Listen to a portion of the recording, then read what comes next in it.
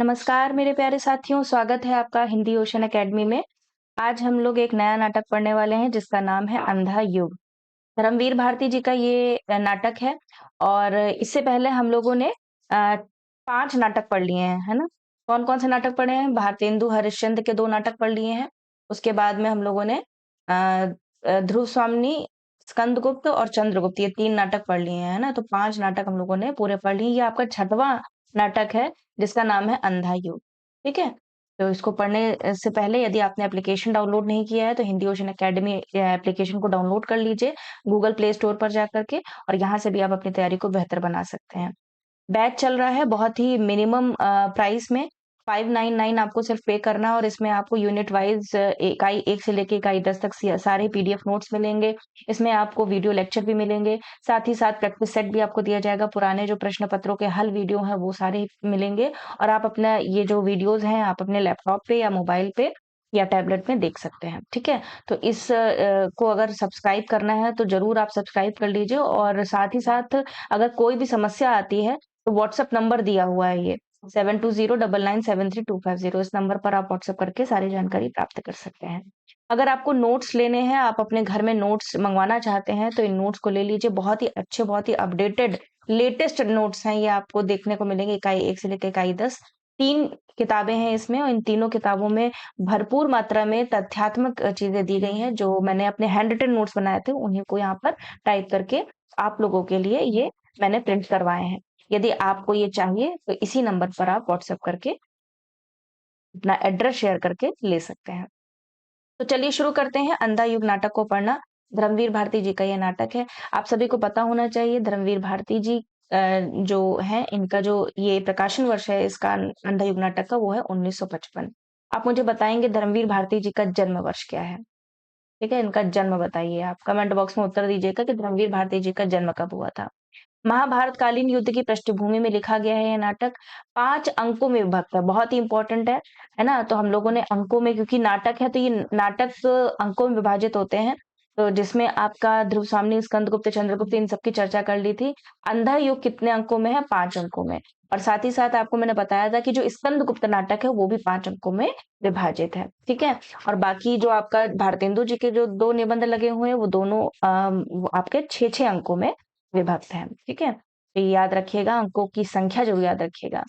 ये नाटक आधुनिक समय में भी युद्ध की त्रासदी का चित्रण करता है। अपने आधुनिक संदर्भ में यह कर्म तथा भाग्य एवं आस्था तथा अनास्था के द्वंद्व का भी चित्रण करता है। अब इसमें अनुक्रम बहुत इम्पोर्टेंट है और एनटीए के द्वारा ये पूछा जाने वाला बहुत ही ज़्यादा फेवरेट प्रश्न भी कहेंगे इसको। इसको क्रम में लगाने को पूछ लिया जाता है, इसका मिलान पूछ लिया जाता है कि पहले अंक का नाम क्या है, दूसरे अंक का नाम क्या है, तो इसको बिल्कुल रट लीजिए। पहला अंक है कौरव नगरी, दूसरा अंक पशु का उदय, तीसरा अंक अश्वत्थामा का अर्धसत्य, अंतराल आया है तीसरे और चौथे अंक के मध्य में पंख, पहिए और पट्टियां, चौथा अंक है गंधारी का शाप और 5वां अंक है विजय, एक क्रमिक आत्महत्या और लास्ट में समापन प्रभु की मृत्यु। तो देखा जाए तो अंक 5 हैं, ठीक है? लेकिन जो भाग है इसके वो 8 हो जाएंगे। किस प्रकार से? पहला, दूसरा, तीसरा, चौथा, 5वां, 6वां, 7वां और जो पहला अंक है वो शुरुआत में ही आप देखेंगे कथा गायन से शुरू होता है ना? प्रारंभ में। तो आप देखा जाए तो ये समापन जो है वो 8वां हो जाएगा। ठीक है? इसको फिर से आप लिख लीजिएगा 1, 2, 3, 4, 5, 6, 7 और 8। ठीक है? यहाँ से आपका प्रश्न बनता है, आप ध्यान रखिएगा। विषय वस्तु अगर देखा जाए तो विषय वस्तु इसकी धर्मवीर भारती जी द्वारा लिखा गया यह नाटक एक पौराणिक कथा पर आधारित है। लेकिन यह पौराणिक कथा पर आधारित होने के बावजूद आधुनिक भावबोध को व्यक्त करता है। इस नाटक की योजना मुक्त छंद में की गई है। नाटक में विघटित मानव मूल्यों की समस्या तथा युद्ध के विध्वंसकारी परिणामों के साथ साथ धर्म, अधर्म, आदर्श, यथार्थ आदि जीवन सत्यों का विवेचन किया गया है। तो ये महाभारत कालीन पृष्ठभूमि पर आधारित है ये नाटक पूरा और इसमें कुल 5 अंक हैं, ठीक है? तो जो 5 अंक हैं तो इसमें स्थापना, अंतराल और समापन का भी समायोजन है। जो पहली स्लाइड में मैंने बताया था ना, तो यहाँ पर स्थापना लिख लीजिएगा पहले, स्थापना, ठीक है? शुरुआत यहाँ से होती है। पहला, दूसरा अंक, फिर तीसरा, चौथा, 5वां, 6वां, 7वां, 8वां। ये आप कन्फ्यूज़ हो जाएँगे इसलिए इस लाइन को मैंने यहाँ पर ऐड कर दिया है कि स्थापना पहला, दूसरा अंतराल और तीसरा समापन। ये ठीक है, ये मुख्य एक तरीके से मेन एक तरीके से प्रकरण का नाम कह सकते हैं, शीर्षक कह सकते हैं। उसके मध्य में पहला अंक, दूसरा अंक, तीसरा अंक, चौथा अंक और जो अंतराल आया है वो याद रखिएगा चौथे और 5वें अंक के मध्य आया है। नहीं, माफ कीजिएगा, तीसरे और चौथे अंक के मध्य में आया अंतराल। ठीक है, तीसरे और चौथे अंक के मध्य में अंतराल आया है पंख, पहिए और पट्टियां के नाम से। अब स्थापना देखते हैं। स्थापना सबसे शुरुआत में देखा जाए तो अंधा युग की स्थापना होती है। नाटक का प्रारंभ जो है वो मंगलाचरण से होता है तथा युद्धोपरांत एक गीत होता है। युद्ध के उपरांत एक गीत होता है। क्या गीत है? कि यह अंधा युग अवतरित हुआ, यह कथा ज्योति की है अंधों के माध्यम से। चलिए अब इसकी भूमिका पढ़ लेते हैं। भूमिका बहुत ज्यादा इंपॉर्टेंट है। यहाँ से प्रश्न बना भी था, अभी एचपीएससी में हाल ही में प्रश्न बना था। ये वाला प्रश्न बना था कि एक धरातल ऐसा भी है जहां निजी और व्यापक का बाह्य अंतर मिट जाता है, वे भिन्न नहीं रहते, कहियत भिन्न न भिन्न। इंपॉर्टेंट है। और ये प्रश्न डायरेक्ट प्रश्न बना था कि किस नाटक की भूमिका से उद्धृत है। तो ये अंधा युग से। और बहुत सारे बच्चों ने निजी और व्यापक को कभी मन्नू भंडारी जी का लिख दिया, कभी कुछ, मतलब जो भी चार ऑप्शन आए थे तो वो आपका निजी और व्यापक में सबसे ज्यादा तो आधे अधूरे में चले गए थे बच्चे, है ना। तो ये याद रखिएगा, बहुत ही सूक्ष्मता के साथ में भूमिका अगर पढ़ रहे हैं तो बहुत सूक्ष्मता से बहुत अच्छे तरीके से पढ़िए। अंधा यूं कदापि ना लिखा जाता यदि उसका लिखना ना लिखना मेरे वश की बात रह गई होती। इस कृति का पूरा जटिल वितान जब मेरे अंतर में उभरा तो मैं असमंजस में पड़ गया। थोड़ा डर भी लगा। लगा कि इस अभिशप्त भूमि पर एक कदम भी रखा कि फिर बचकर नहीं लौटूंगा।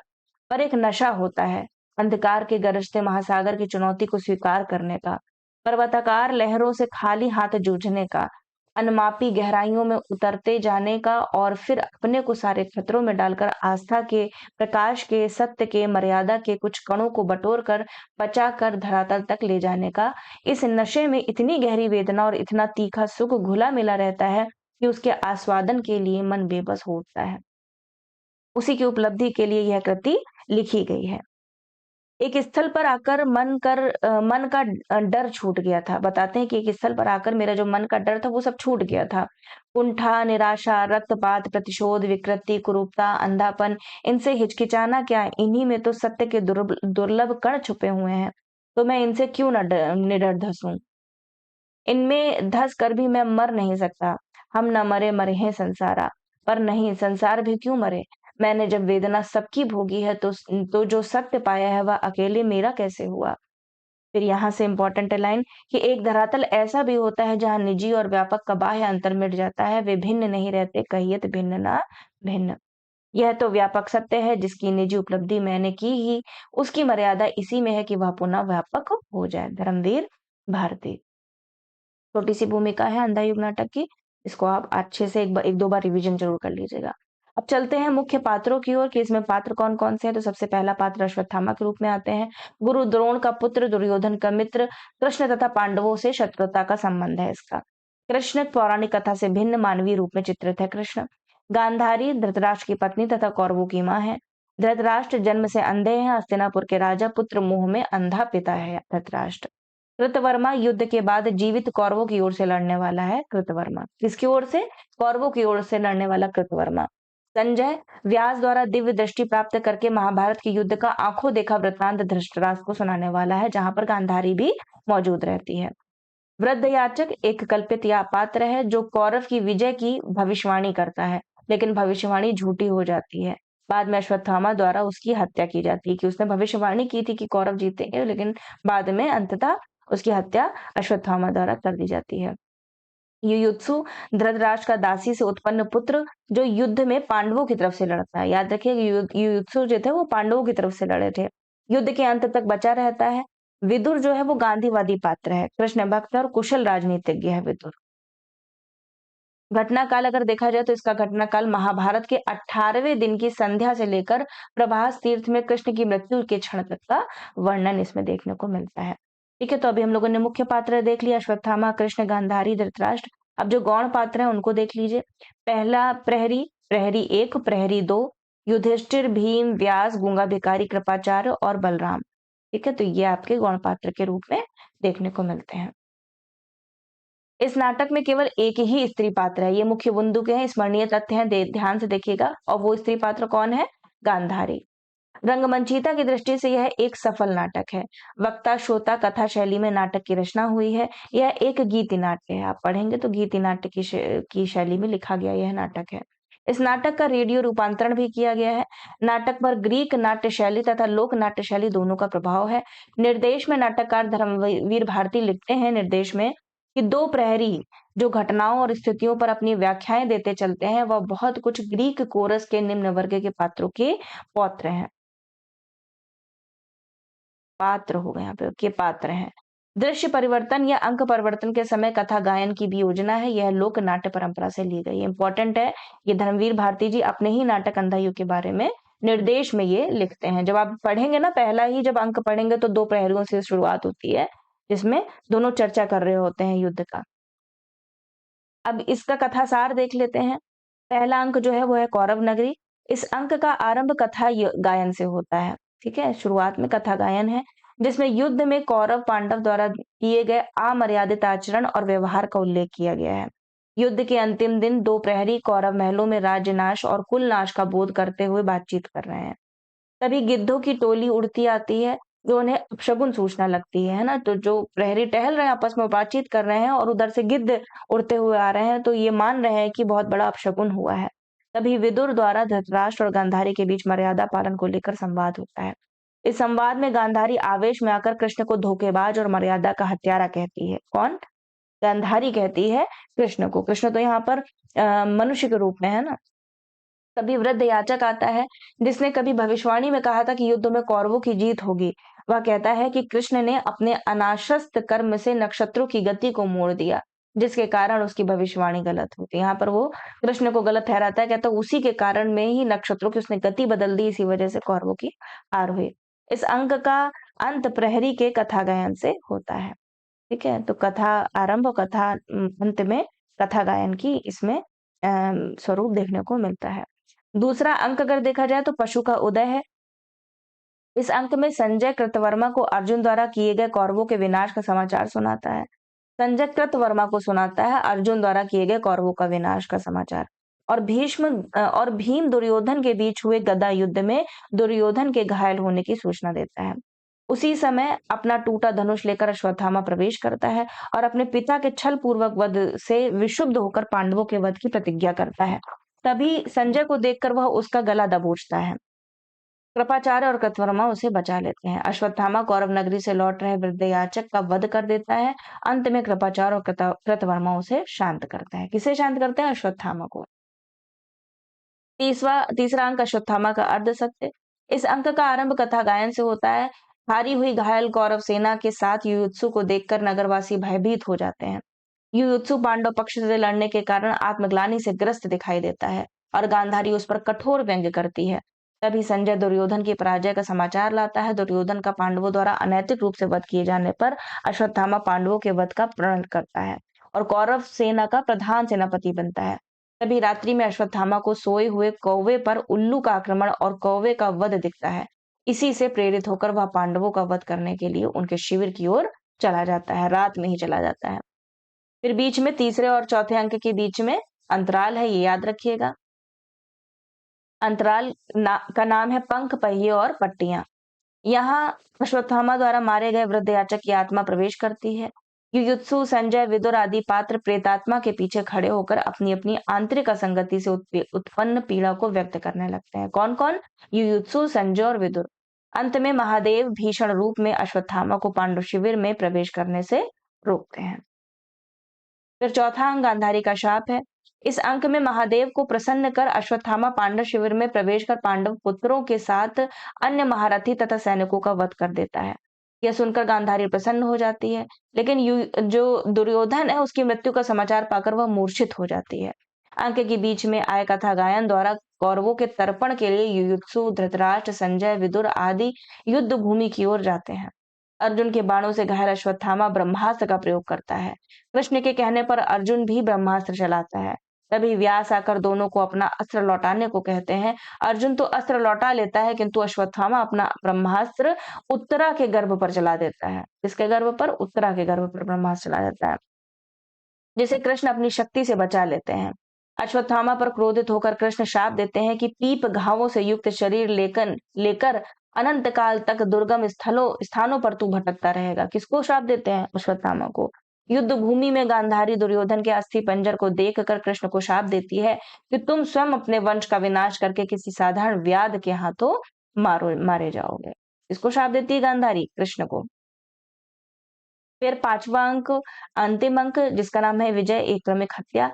इस अंक में कथानायक पांडव राज्य की स्थापना का उल्लेख है। युधिष्ठिर का राज्याभिषेक हो गया है। भीम के कटु वचनों से मर्माहत होकर धृतराष्ट्र तथा गांधारी वन चले जाते हैं। युयुत्सु अपमानित होकर भाले से आत्महत्या का प्रयास करता है किंतु सफल नहीं होता। कुंती, गांधारी और धृतराष्ट्र भीषण दावाग्नि में भस्म हो जाते हैं। फिर समापन, लास्ट में प्रभु की मृत्यु। समापन में कृष्ण की मृत्यु की घटना का उल्लेख है। झाड़ी के पीछे से जय नाम का व्याध, ठीक है, किस नाम का व्याध है? जय नाम का व्याध कृष्ण के बाएं पैर पर मृग का मुख समझकर बाण चला देता है। अश्वत्थामा को लगता है कि प्रभु ने प्रसन्न होकर अपने रक्त से उसकी पीड़ा को व्यक्त किया है।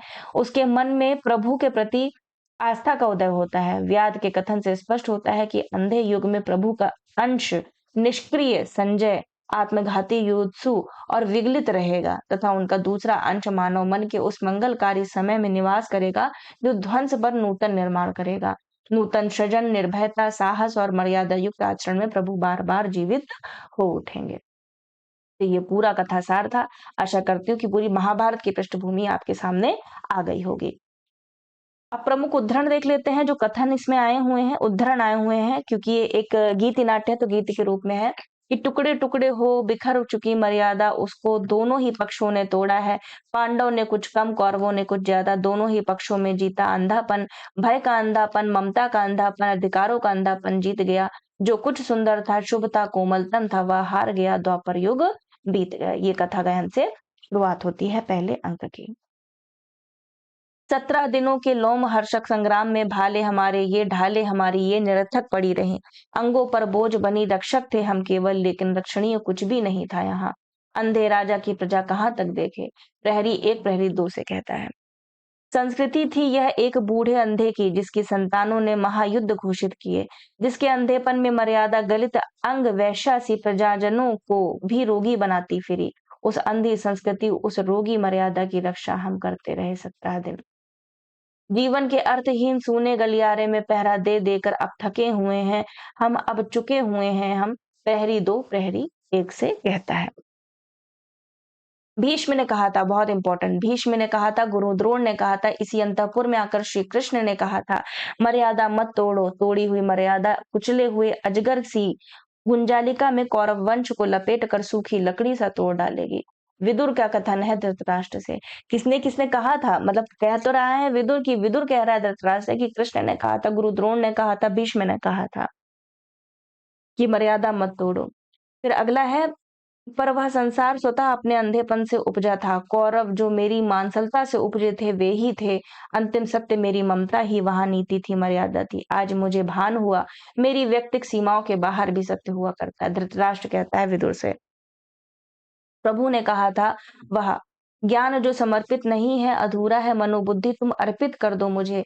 भय से मुक्त होकर तुम प्राप्त मुझे ही होगे, इसमें संदेह नहीं। विदुर कहता है धृतराष्ट्र से, मैंने यह बाहर का वस्तु जगत अच्छी तरह जाना था। धर्म, नीति, मर्यादा यह सब है केवल आडंबर मात्र।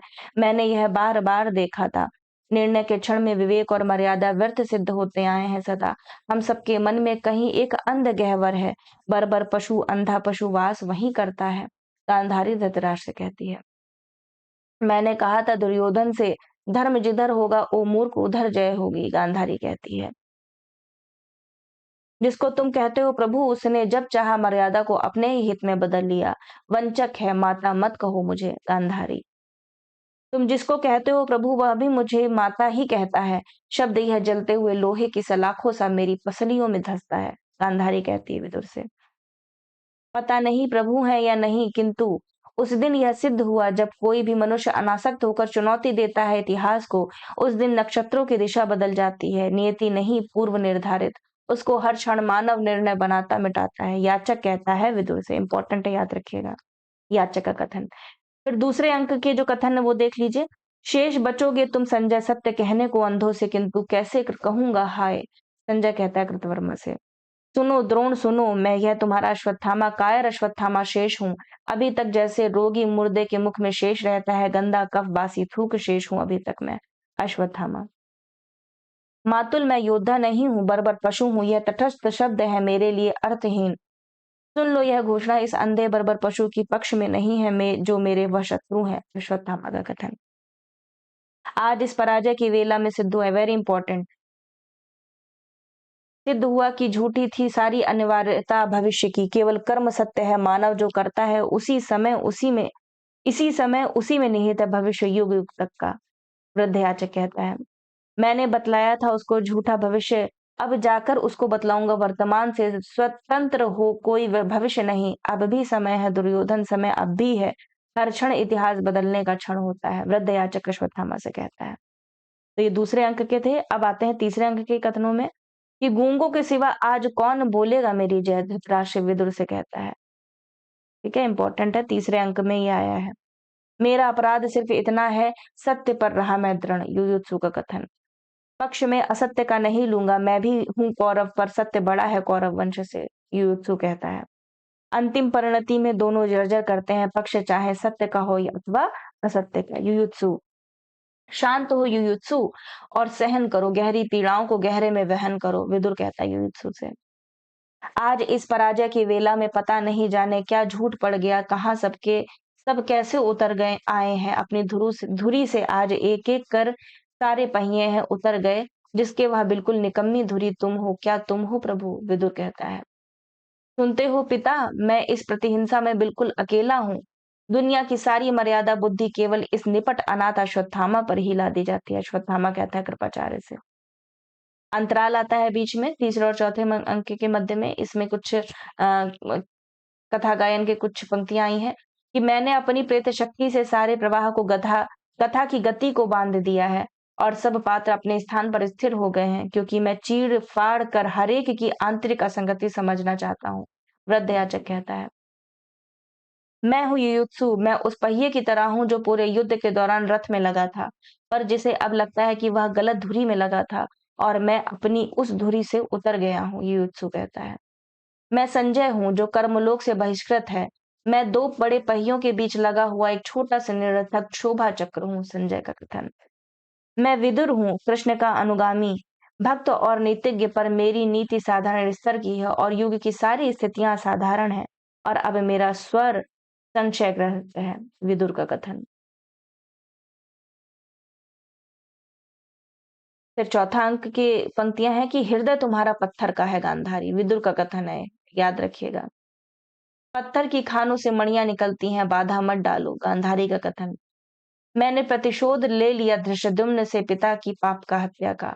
अश्वत्थामा कहता है, अंधों को सत्य दिखाने में क्या मुझको भी अंधा होना है। संजय का कथन बहुत इंपॉर्टेंट है, ये चौथे अंक के कथन याद रखिएगा। ठीक है, ये सारे ही इंपॉर्टेंट है। अगला है, मैं हूं व्यास, ज्ञात क्या तुम्हें है परिणाम इस ब्रह्मास्त्र का। यदि यह लक्ष्य सिद्ध हुआ ओ नरपशु, तो आगे आने वाली सदियों तक पृथ्वी पर रसमय वनस्पति नहीं होगी, शिशु होंगे पैदा विकलांग और कुंठाग्रस्त, सारी मनुष्य जाति बौनी हो जाएगी। जो कुछ भी ज्ञान संचित किया है मनुष्य ने सतयुग में, त्रेता में, द्वापर में सदा सदा के लिए होगा विलीन। वह गेहूं की बालों में सर्प फुफकारेंगे, नदियों में बह बह कर आएगी पिघली आग। व्यास कहता है अश्वत्थामा से कि इस ब्रह्मास्त्र का प्रयोग मत करो, तो अगर ऐसा हुआ तो क्या क्या होगा उसकी बात यहाँ पर व्यास बताता है। कृष्ण सुनो, यदि यदि चाहते हो तो रुक सकता था युद्ध, यह मैंने प्रसव नहीं किया था कंकाल, यह इंगित पर तुम्हारे ही भीम ने अधर्म किया क्यों नहीं।